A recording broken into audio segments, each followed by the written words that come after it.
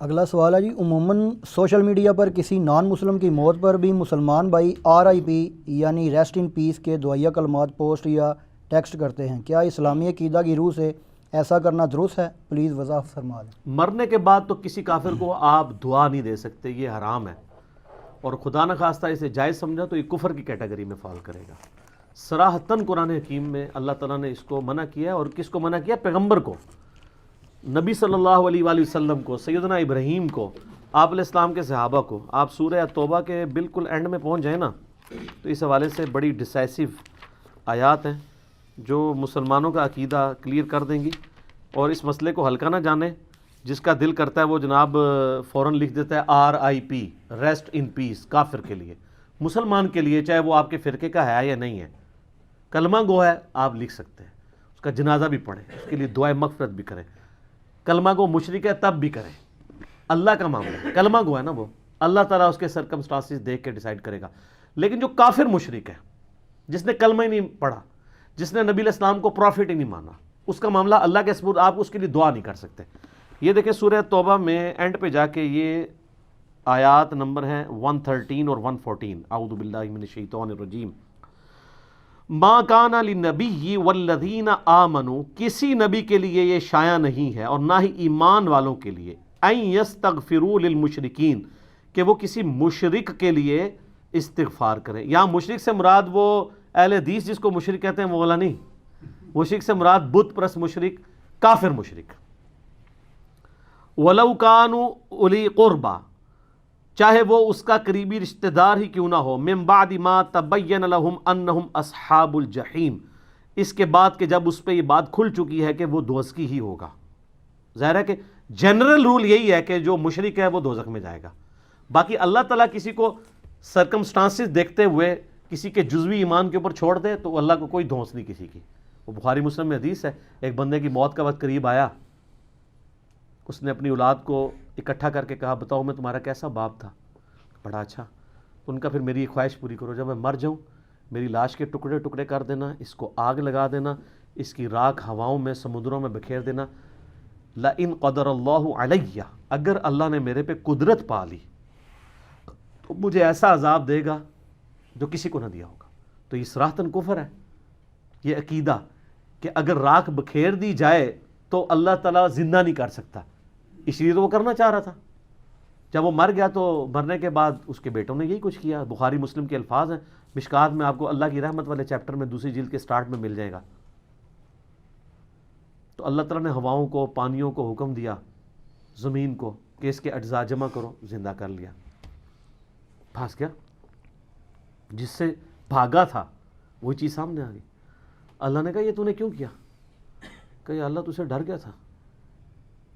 تو اللہ نے فرمایا تیرا یہ عقیدہ تھا تجھے مرنے کے بعد کوئی زندہ کر کے پوچھے گا؟ اس نے کہا یا اللہ میرا یہ عقیدہ تھا کہ مرنے کے بعد مجھے کوئی زندہ کرے گا، لیکن اس طریقے سے وہ سمجھتا تھا کہ اگر میری راکھ بکھیر دی گئی تو میرا مالک مجھے زندہ نہیں کر سکے گا۔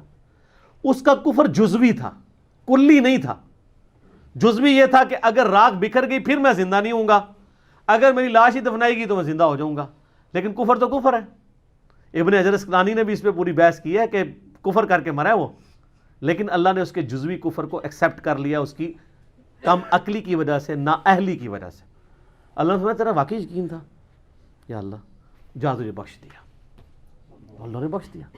اسی میں کہتا ہوں کلمہ کو مشرک جو ہے نا، اللہ کو ایک مانتا ہے، نماز اللہ کی پڑھتا ہے، نماز میں ایاک نعبد و ایاک نستعین پڑھتا ہے، اس کے باوجود کسی بابے کو پکار لیتا ہے، کوئی اور مسئلہ کرتا ہے، آپ اس کی اصلاح کریں، اس پہ فتویٰ نہ لگائیں کہ اس کو آپ دوزخ میں پھینکیں اور کہ یہ مر گیا میں نے اس کا جنازہ ہی نہیں پڑھنا۔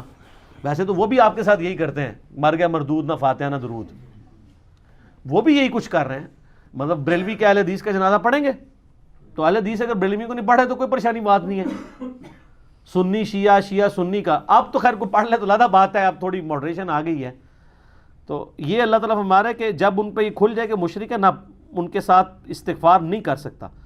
وما کان استغفار ابراہیم لابیہ، اور جو ابراہیم نے اپنے باپ کے لیے استغفار کیا تھا، الا عن موعدۃ وعدہا ایاہ، تو وہ اس وعدے کے سبب تھا جو اس نے اپنے باپ سے کیا تھا۔ وہ جو سورہ مریم میں آتا ہے جب باپ نے کہا نکل جا تو ان کا میں تیرے لیے استغفار کروں گا، تو حضرت ابراہیم اپنے باپ کے مرنے کے بعد بھی اس کے لیے دعائیں مغفرت کرتے رہے. تو اللہ نے ایک کانٹا نکال دیا کہ کوئی ابراہیم کی پلی نہ لے کہ ابراہیم ہی تو اپنے کافر باپ کے لیے.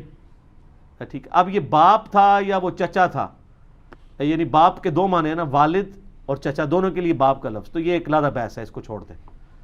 تو یہاں پہ باپ ہے، تو باپ کے لیے جو اس نے استغفار کی تو اس وعدے کے سبب تھی. فلما تبین له انه عدو للہ، لیکن جب اس پہ یہ چیز کھل گئی کہ وہ اللہ کا دشمن ہے، تبرأ منہ، تو انہوں نے پھر اعلان برات کر دیا. ٹھیک ہے، ان ابراہیم لأواہ حلیم، ابراہیم علیہ السلام جو ہے وہ آہیں اور سسکیاں بھرنے والے اور حلم والے تھے. یعنی ابراہیم علیہ السلام نرم دل تھے، اس لیے وہ اپنے باپ کے لیے ان کے مرنے کے بعد بھی دعا کرتے رہے. کیا نرم دل تھے. قرآن میں آتا ہے نا، فرشتے جب انسانی شکل میں آئے، سورہ ذاریات میں ڈیٹیل آتی ہے، تو ان کے لیے بنا ہوا بچڑا لے آئے، جب رکھا. اب حضرت ابراہیم کو تو نہیں پتا تھا یہ فرشتے ہیں. آپ کے بزرگوں کے علم غیب ہے، حضرت ابراہیم کو نہیں تھا جب تک اللہ بتائے نا. نال نال ٹھیک ہے عرض کریں گے. تو جب انہوں نے نہ کھایا نا تو ان کے دل میں، قرآن میں آتا ہے کہ ان کے دل میں خوف آیا کہ یہ، کیونکہ دشمن جو ہوتا تھا نا وہ نمک نہیں کسی گھر کا کھاتا تھا، ورنہ اس کے ساتھ وفاداری کرنی پڑتی تھی. اس طرح کے ایٹیکیٹس اس جاہلیت کے دور میں بھی تھے. تو انہوں نے کہا یہ لگتا ہے غلط ارادے سے آئے، اس لیے میرے گھر کا نمک نہیں کھا رہے. تو پھر فرشتوں نے کہا گھبرائیے نہیں، ہم ایک قوم کی طرف بھیجے گئے ہیں، قوم لوط کی طرف، ان کو تباہ و برباد کرنے کے لیے. تو قرآن میں آتا ہے کہ وہ پھر قوم لوط کے معاملے میں بھی جھگڑنا شروع ہو گیا. قرآن نے اس جھگڑے کا ذکر نہیں کیا، لیکن تورات میں وہ پورا جھگڑا موجود ہے. کیا تھا؟ اب چونکہ نرم دل تھے تو حضرت ابراہیم علیہ السلام نے کہا اچھا کیا کرنا ہے مارنے کے لیے ان کو؟ اوپر سے نیچے پھینکیں گے، پتھروں کی بارش کریں گے. تو انہوں نے فرشتوں سے کہا کہ اچھا یہ بتاؤ، اگر 10 ایمان والے ہوئے وہاں پہ تو ان کی وجہ سے باقیوں کو بھی چھوڑ دینا یار. انہوں نے کہا جی چلے ٹھیک ہے، اگر 10 بھی ہوئے نا ہم ان پہ عذاب نہیں کریں گے. وہ اس لیے کہ ان کو پتا تھا کتنے ہیں، اللہ نے بھیجا ہوا تھا. حضرت ابراہیم نے کہا یار اچھا، انہوں نے کہا نہیں 5، اگر 5 مومن نکل آئے لوط کی قوم میں، پوری قوم میں، تم نے عذاب نہیں بھیجنا. انہوں نے کہا جی ڈن.